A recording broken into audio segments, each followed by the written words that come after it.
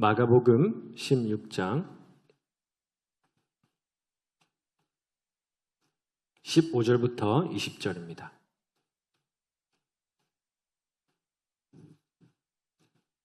제가 한 번 더 불러드리겠습니다. 마가복음 16장 15절부터 20절 우리 함께 교독하시겠습니다. 또 이르시되 너희는 온 천하에 다니며 만민에게 복음을 전파하라.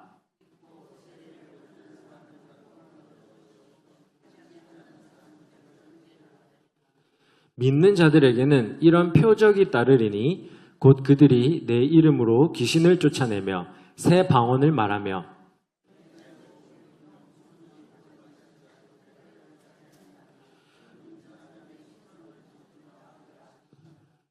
주 예수께서 말씀을 마치신 후에 하늘로 올려지사 하나님 우편에 앉으시니라. 제자들이 나가 두루 전파할세 주께서 함께 역사하사 그 따르는 표적으로 말씀을 확실히 증언하시니라. 아멘. 오늘 말씀의 제목은 우리의 임무, 미션, 우리의 임무 복음 전파입니다. 우리가 예수님의 대위임령이라고 하면 마태복음 28장만을 떠올리는데 사실은요, 사복음서의 각자의 버전으로 다 들어가 있습니다. 그 중에 오늘은 우리가 마가복음의 그 버전을 읽었습니다. 이 대위임령을 제가 본문으로 정한 이유는 현재 제가 중고등부에서 설교하는 내용이기도 하고 또 오늘이 수요 예배에 있어서는 저의 이제 마지막 설교인데 어떤 말씀을 전할까 좀 고민을 했습니다. 그래서 예수님께서 마지막으로 남겨가신 말씀을 전하면 어떨까 제가 생각을 했습니다. 예수님의 가르침 가운데 가장 중요한 가르침, 그 말씀을 꼽으라면 두 개가 나옵니다. 다 중요하지만 가장 중요한, 가장 큰 그런 계명들 혹은 명령들. 첫째는 하나님 사랑, 이웃 사랑입니다. 하나님 사랑, 이웃 사랑은 우리 그리스도인의 표지입니다. 우리가 사랑을 하지 않으면 그리스도인이라는 말을 할 자격이 없는 것이죠. 그리고 두 번째로 오늘 우리가 읽은 대위임령 혹은 지상명령입니다. 곧 복음 전파이죠. 예수님께서는 내가 이를 위해 왔다. 내가 전도하기 위해 왔다고도 하셨으며 제자들에게는 너희가 나보다 더 큰 일을 할 것이다 라고 놀라운 말씀을 하셨는데 이것도 전도를 말씀하신 것입니다. 예수님께서 승천하신 이후에 이제 성령님의 역사로 말미암아 복음이 예루살렘과 온 유대와 사마리아와 땅끝까지 이르러 전파될 것이기 때문입니다. 당연히 우리는 예수님 스승보다 나을 수가 없죠. 주님보다 나을 수 없지만 이 복음이 전해지는 데 있어서는 예수님보다 더 많은 일들을 하는 것입니다. 그래서 오늘 본문은 그 하나님의 역사, 복음 전파의 역사가 이제 본격적으로 시작되는 시점을 배경으로 하고 있습니다. 우리 본문 보시면 예수님께서 이제 부활하신 후에 제자들에게 이제 나타나십니다. 그죠? 그리고 하신 말씀이 15절에서 18절입니다. 제가 한번 읽어드리겠습니다. 먼저 15절. 너희는 온 천하에 다니며 만민에게 복음을 전파하라. 여러분, 이 말씀을 들었을 때 여러분은 어떤 감정이 생기고 또 어떠한 생각이 드십니까? 제가 다시 한번 읽겠습니다. 예수님께서 우리에게 너희는 온 천하에 다니며 만민에게 복음을 전파하라. 저는 이 대위임령을 들으면 들을수록 하나님의 마음이 느껴집니다. 상우야, 너가 이 땅에서 수행해야 할 임무가 하나 있는데 그것은 바로 복음, 즉 내가 베푸는 구원의 소식을 누구에게나 전하는 것이다. 네가 어딜 가든지 언제든지 전하는 것이다. 마태복음에서는요 제자를 삼으라고 하시지만 마가복음에서는 복음을 전파라고 하십니다. 그럼 순서상 무엇이 앞에 옵니까? 복음 전파가 먼저입니까? 아니면 제자를 삼는 것이 먼저입니까? 당연히 복음을 전하는 것이 먼저이겠죠.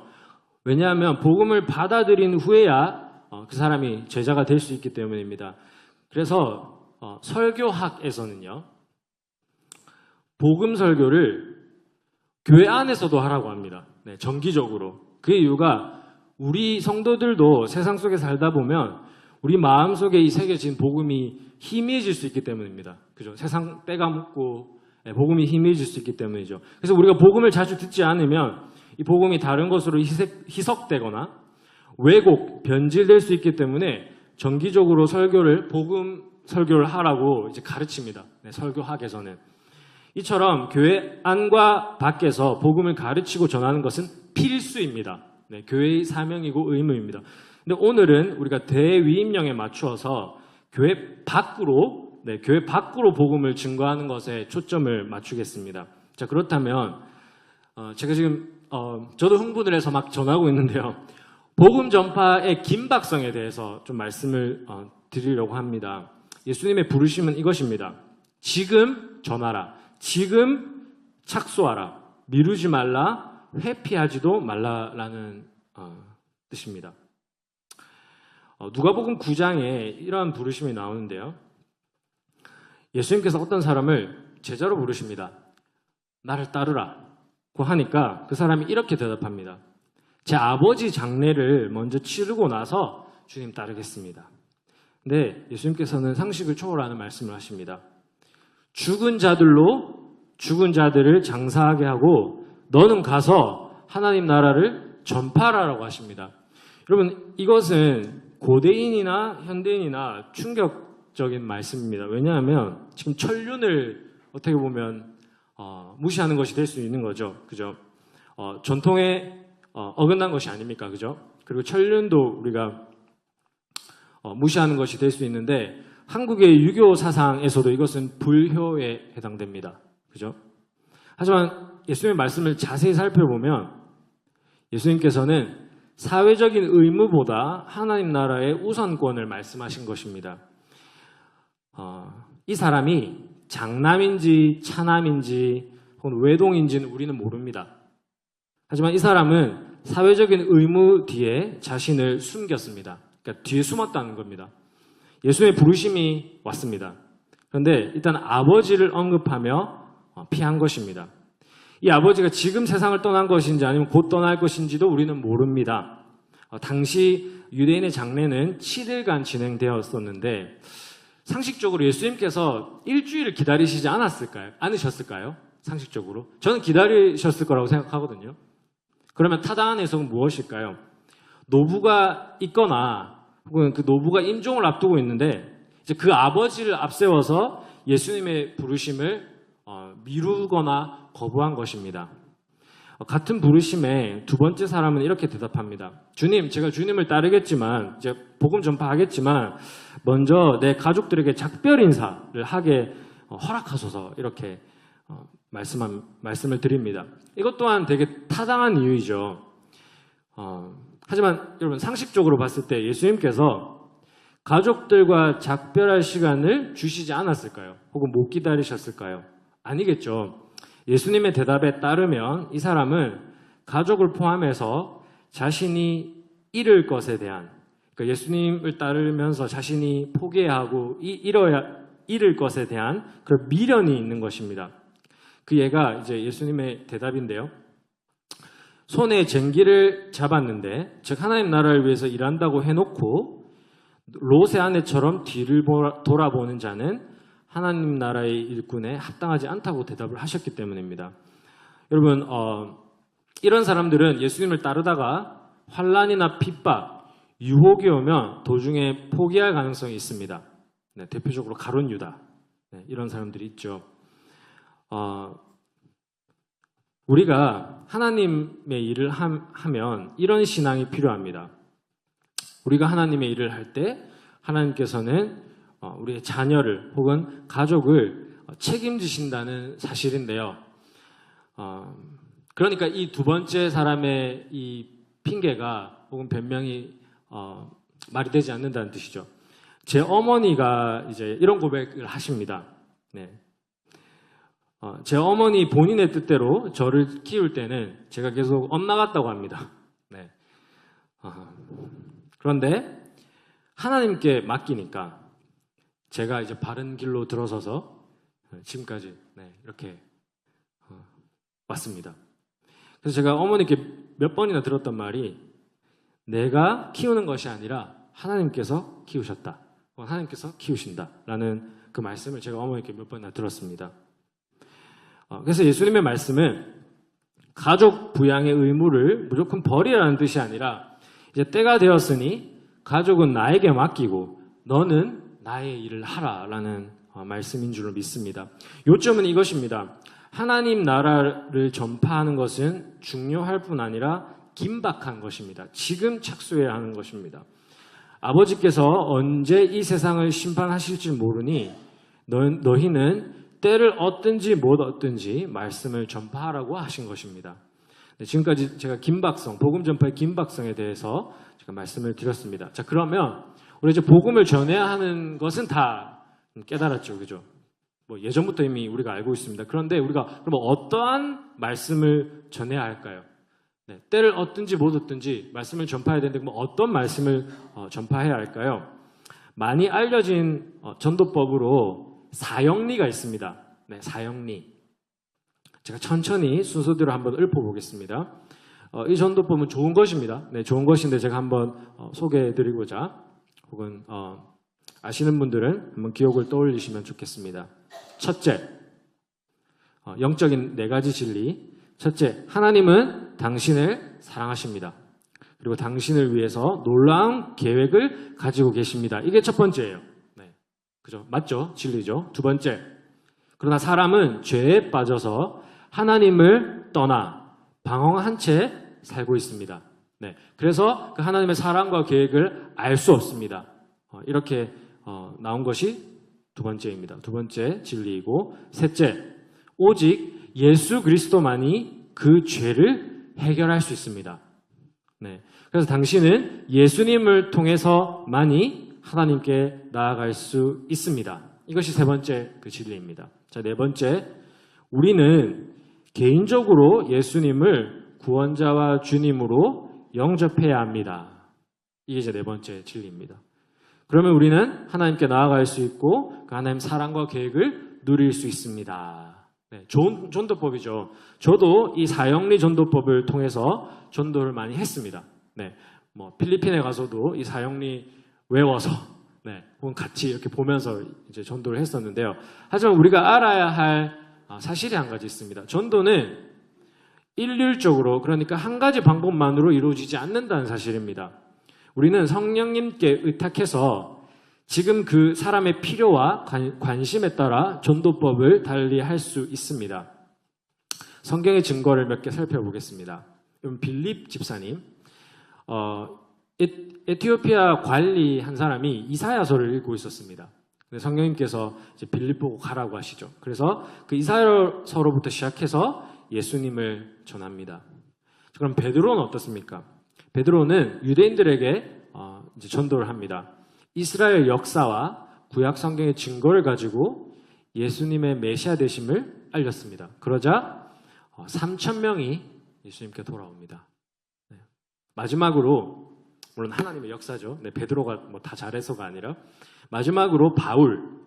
이제 아테네 신전에 들어갔는데 사람들이 막 이방신들을 섬기고 있는 겁니다. 그 중에 알지 못하는 그 이제 신상이 있었겠죠. 혹은 뭐 신전이 있는데 그 개념을 이용해서 이방인들에게 참 하나님과 또 그분의 심판을 알려줍니다. 자, 이처럼 이 세 사람 다 성령님의 감동으로 전도를 하였습니다.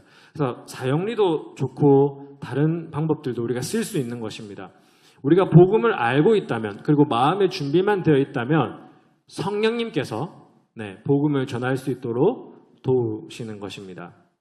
그래서 우리가 뭐 이 방법을 무조건 써야 합니다. 뭐 이렇게 전도해야 됩니다. 이게 이제 성립이 안 되는 것이죠. 성령님께서 주시는 그 방법으로, 그 지혜대로 그 사람의 관심과 필요가 무엇인지를 이렇게 보고하는 것이 참 중요한 것을 제가 느낍니다. 자, 이제 그 전하는 내용에 있어서 빠져서는 안 되는 내용을 제가 좀 알려드리겠습니다. 전도법들이 다 좋지만 그 중에 빠져서는 안 되는 내용이 있습니다.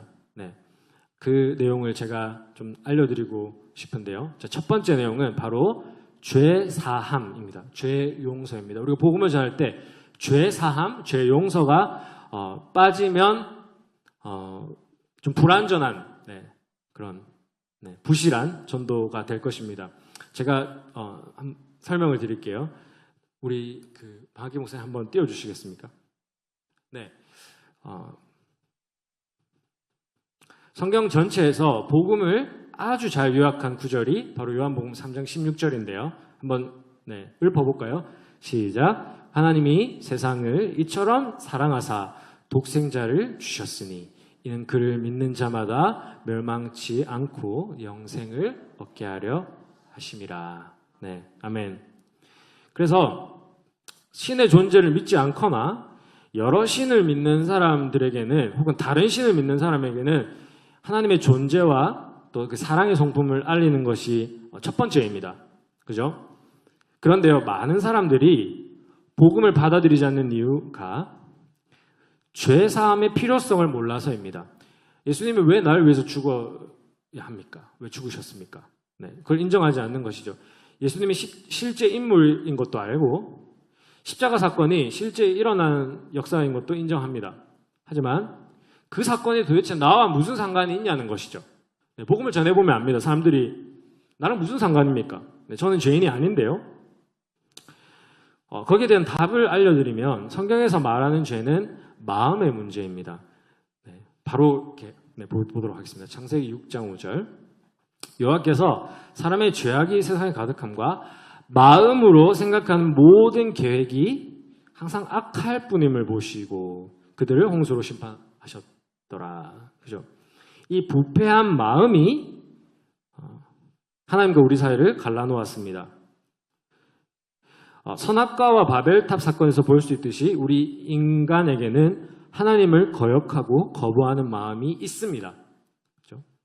그리고 이익과의 관계에서는 가인이 아벨에게 느낀 그 미움, 시기, 질투, 분노 이런 것들이 우리에게도 있습니다.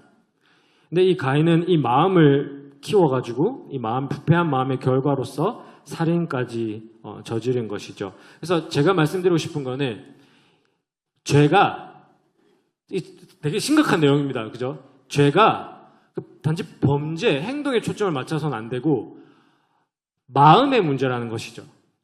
네.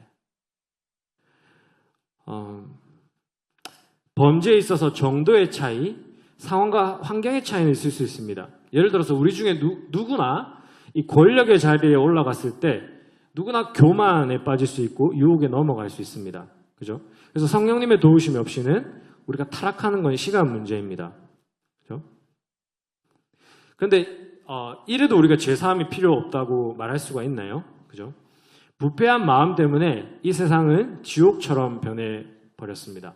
용서 없는 세상, 비겁한 세상, 불법과 불신과 미움이 가득한 세상, 하나님보다 쾌락을 더 좋아하는 세상입니다.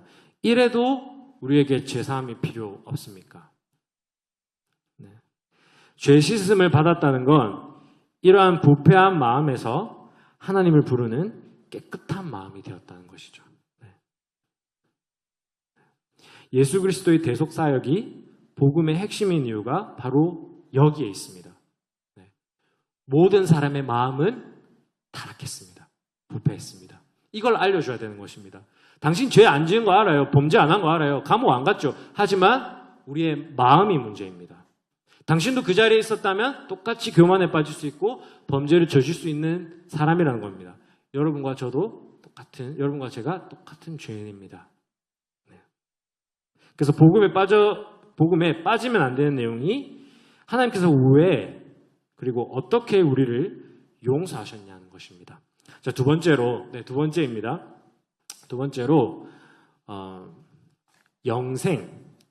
네, 복음에 빠져서는 안 되는 그 내용이 영생 혹은 하나님 나라입니다. 네, 하나님 나라인데요.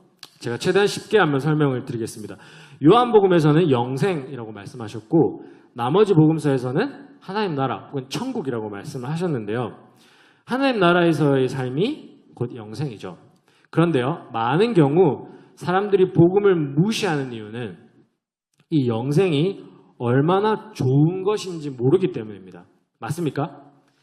사람들이 복음을 왜 무시하고 받아들이지 않나요?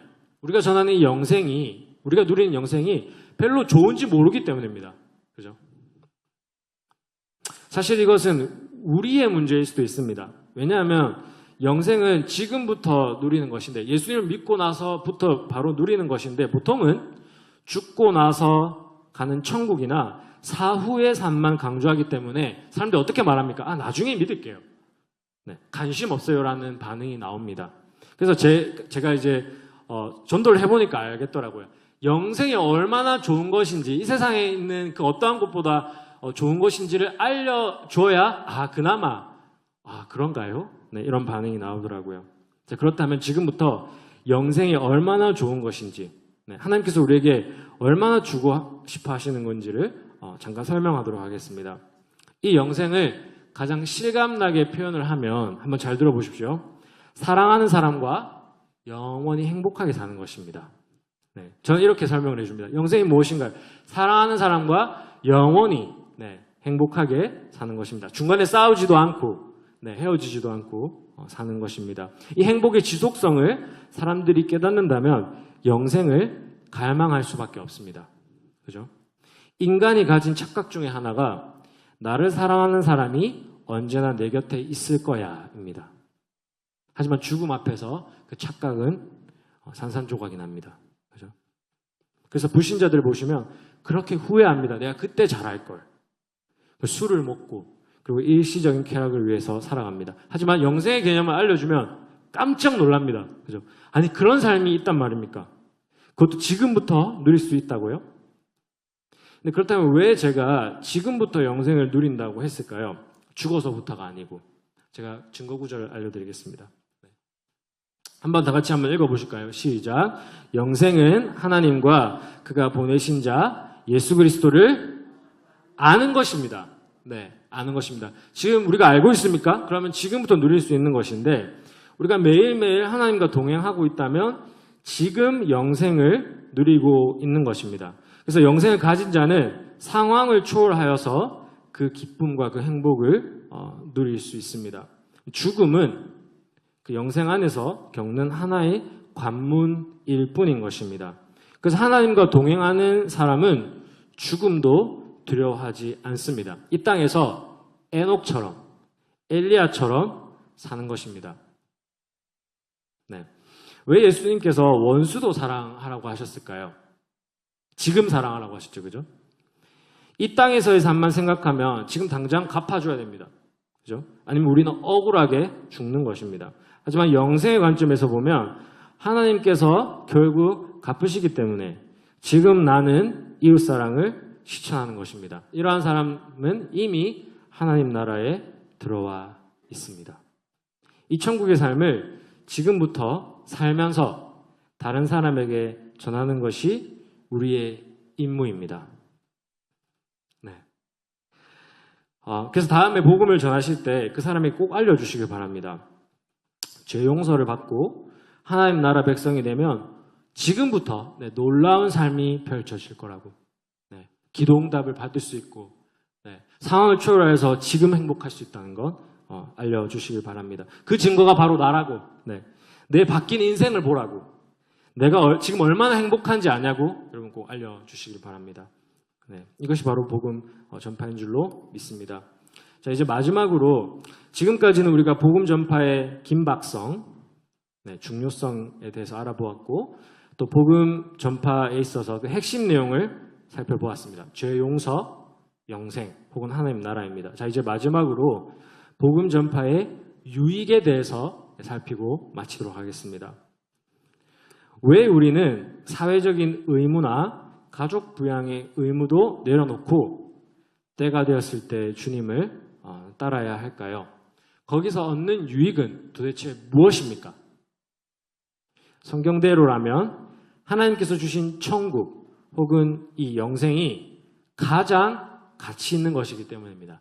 가장 귀한 것이기 때문입니다. 천국은 밭에 감추인 보화이자 극히 값진 진주입니다.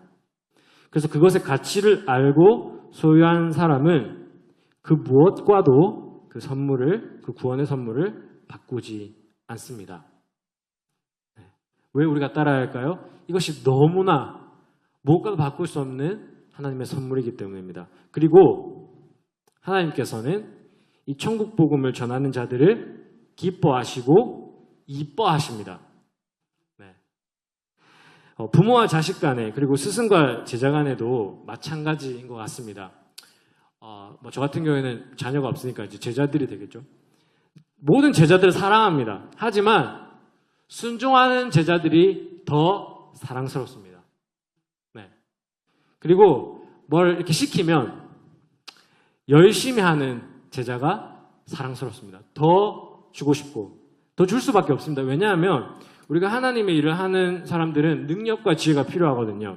오늘 우리 마가복음 본문도 17절, 20절까지의 내용은 바로 그 내용입니다. 하나님께서 함께 하시니까 귀신이 떠나가고 바울처럼 독사에 물려도 온전함을 얻고 병든 사람을 위해서 안수기도를 하니까 낫는 역사가 일어나는 것입니다. 지금도 일어나죠, 그죠? 그래서 전도는 하나님의 능력을 체험하는 통로가 되는 것입니다. 하나님께서는 복음 전파를 하는 사람을 이뻐하십니다. 네, 특별히 이뻐하십니다. 네. 제 대학교 선배 중에 한 분이 저한테 이런 조언을 해주었습니다. 상우야, 너가 하나님의 마음을 알려면 전도를 해봐. 네, 제가 그때 이제 신학생이었고 막 찬양 사역만 막 열심히 하고 있었는데, 상우야, 하나님의 마음을 알려면 전도를 해야 된다. 네. 정말 맞더라고요. 하나님의 마음 그리고 하나님의 능력을 알려면 전도를 해보면 되더라고요. 네. 한 사람씩 주님께로 인도하면 그 사람뿐만 아니라 내 믿음도 자라더라고요. 맞습니까? 네. 사실 지금 여기 전도 대원들도 다 있고 너무 전도 평생 하셨지만 우리 아이들도 알아야 되고, 그죠? 우리 제자들도 알아야 하고 우리 목장 식구들도 알아야 할 것입니다. 자, 이제 마지막으로 유익은 무엇일까요? 우리는 복음 전파를 통해서 그 하나님의 크신 영광에 참여하는 자가 됩니다. 복음 전파를 통해서 우리는 하나님의 영광에 참여하는 겁니다. 네. 예를 들어서 한 번 해병대는 영원한 해병대라고 하죠. 이제 해병대 들어가서 2, 3년을 보내고 나오면 차에도 해병대 마크를 붙이고 막 서로 기수 밝히고 난리 났습니다. 네, 네, 경례하고. 네, 그죠. 여러분, 해병대 갔다 온 게 이렇게 영예롭다면 하나님의 선교에 동참한 사람들은 얼마나 영광스러울까요? 여러분, 천국을 입성하면 천군천사가, 지금도 그렇겠지만 천군천사가 박수를 치고 난리를 부리겠죠, 그죠? 네, 저 사람 왔다고. 여러분, 축구선수 메시가 프랑스와 이제 미국에 선수 생활을 하러 갔을 때 온 스타디움을 다 채운 수만 명의 관중이 막 박수치고 환영했습니다. 그럼 우리가 천국 가면 그것보다 훨씬 더 큰 영광을 우리가 받을 것입니다. 네. 선한 싸움을 다 싸우고 예루살렘에 입성했을 때 우리는 메시보다도, 네, 리오넬 메시보다도 야구 선수 중에는 오타니가 유명하거든요. 오타니보다도 영화 배우 중에는 탐 크루즈가 유명하거든요. 탐 크루즈보다도 그러니까 우리가 아는 그 어떤 유명인들보다도 더 환영을 받을 것입니다. 네. 착하고 충성된 종아, 나의 친구야, 내 안식에 이제는 참여하여라. 참 수고 많았다. 네. 저도 그 자리에 있었으면 좋겠고 그 면류관을 받기를 원합니다. 여러분, 이제 우리가 기도할 텐데요. 여러분, 복음 전파에는 은퇴도 없고 휴일도 없는 줄 믿습니다. 네, 휴가 보내다가 복음 전해야 하면 전하는 것입니다. 그죠? 기회를 얻는 대로 우리는 전파하는 것입니다. 그것이 바로 전도이고 복음 증거입니다. 우리 한번 그 찬양 가사 한번 띄워주시면. 네. 이 시간 우리 기도의 자리로 나아가겠습니다. 하나님 주신 이 구원의 선물, 영생의 선물을 우리가 기억하면서 그 무엇과도 바꾸지 않겠습니다. 고백하기 원합니다.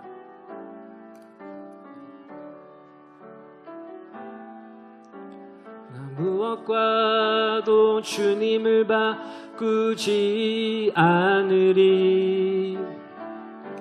다른 어떤 은혜 구하지 않으리. 오직 주님만이 내 삶의 도움이시니 주의 얼굴 보기 원합니다. 다시 한 번 더, 나 무엇과도 천천히. 나 무엇과도 주님을 바꾸지 않으리. 다른 어떤 은혜 필요 없습니다. 다른 어떤 은혜 구하지 않으리. 오직 주님만이 내 삶의 도움이시니 주의 얼굴 보기 원합니다. 주님 사랑해요.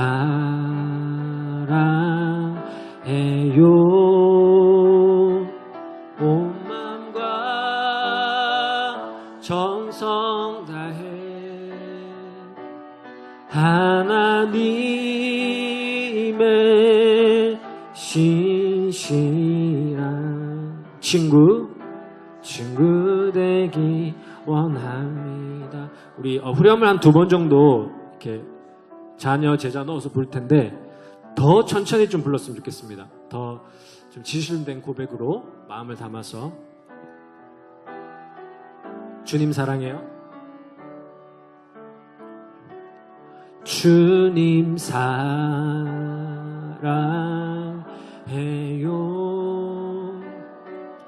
온 마음과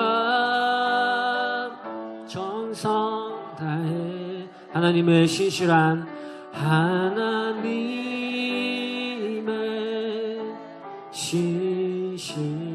자녀 되기 원합니다. 자녀 되기 원합니다. 우리 마지막으로 주님 사랑합니다. 주님 사랑해요.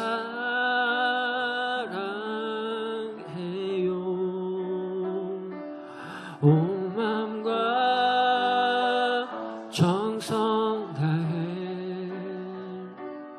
하나님의 신실한 제자 되기 원합니다. 제자 되기 원합니다. 제가 아까 다른 애 필요 없다고 고백한 이유는 무엇이냐면 하나님께서 너희는 무엇을 먹을지 무엇을 마실지 무엇을 입을지 걱정하지 말라. 하나님 나라와 의를 구하라고 하셨습니다. 그 안에는 복음 전파도 당연히 들어갑니다. 우리가 복음을 전할 때 하나님께서 우리의 가정을 책임져 주시는 것을 믿습니다. 우리가 복음을 전할 때 재정도 채워주시는 줄로 믿습니다. 우리가 복음을 전할 때 하나님의 능력을 보고 하나님의 영광에 참여하고 무엇보다 하나님과 가까워지는 방법인 줄로 믿습니다. 하나님의 그 사랑이, 하나님의 그 참으심이, 심지어는 하나님의 분노도 느껴지더라고요. 복음을 전하니까 어찌 이리 강팍한지.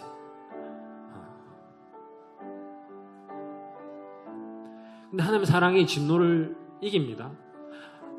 하나님이 이 사람도 사랑하시는구나. 아니, 하나님이 나도 사랑하셨는데 저 사람도 구원을 받아야 되겠지. 우리 이런 마음으로 나아갈 수밖에 없습니다.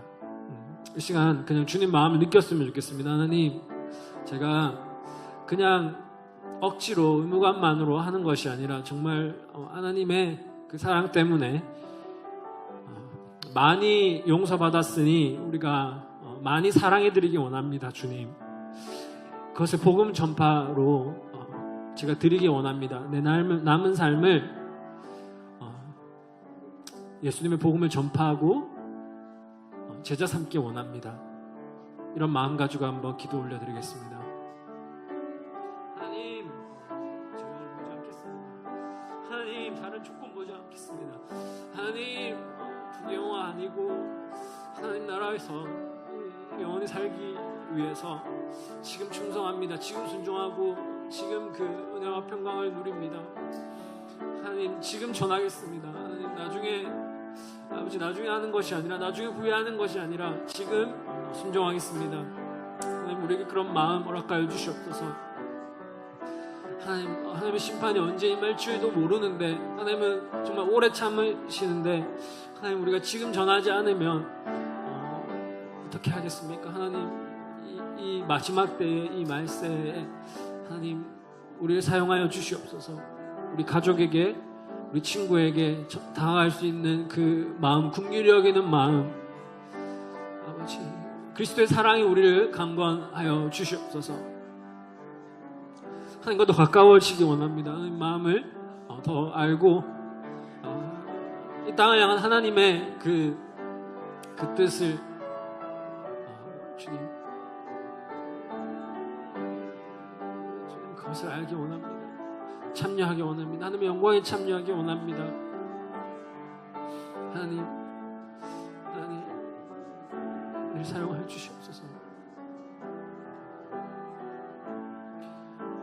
제가 알기로 마지막 기도인데요. 제가 알기로 이미 우리 성도님들은 평생 고난도 당하셨고 또 핍박도 당한 분도 있고 몸이 아픈 가운데서도 주님께 다 맡기고 또 가정도 주님께 다 맡기고 복음을 전하는 분들 알고 있습니다. 저도 제가 다는 모르지만 여러분 알고 있습니다. 무엇보다 하나님이 잘 아시겠죠. 그래서 이 시간 하나님의 위로를 좀 받으셨으면 좋겠습니다. 하나님의 칭찬을 받으셨으면 좋겠습니다. 너 지금까지 수고해 왔는데 조금만 더 가자. 저희 고지가 멀지 않았다. 너가 지금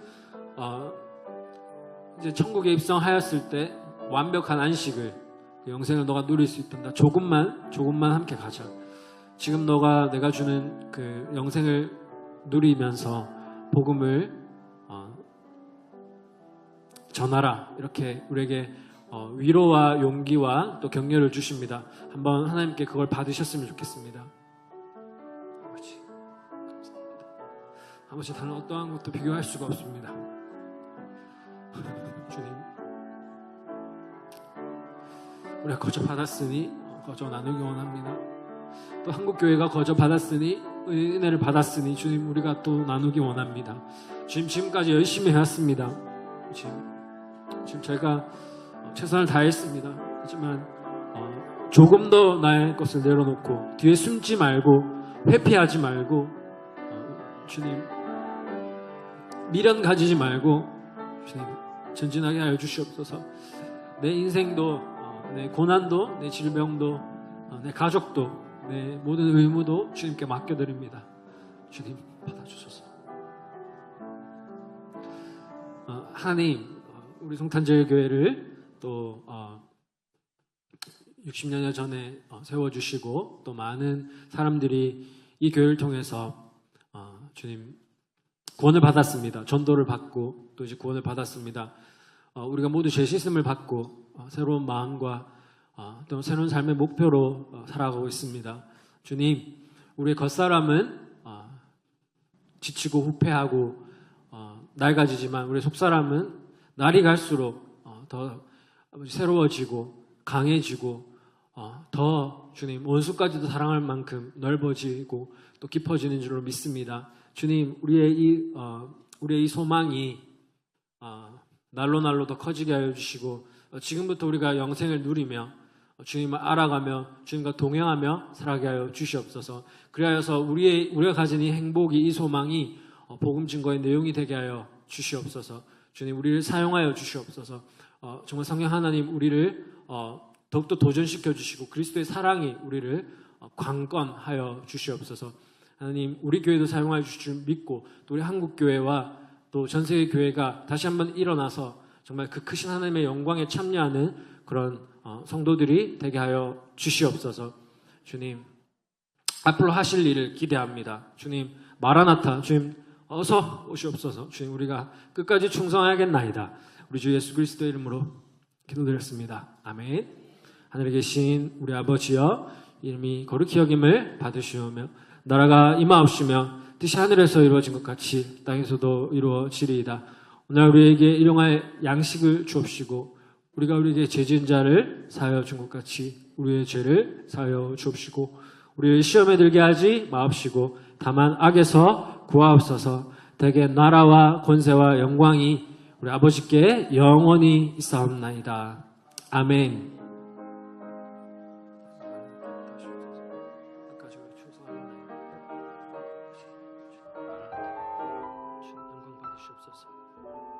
영광 받아 주시옵소서. 영광에도 참여하게 하여 주시옵소서.